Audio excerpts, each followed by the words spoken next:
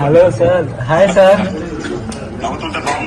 Thank you so much అన్న. నేను చూస్తానని చెప్పి అస్సలు అనుకోలేదన్నా.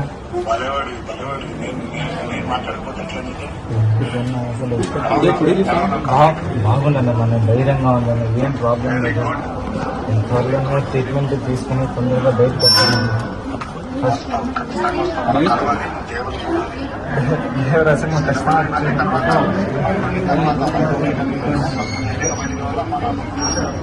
ఖచ్చితంగా వస్తాను.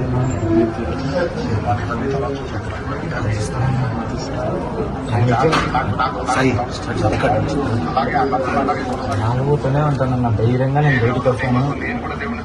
Thank you so much.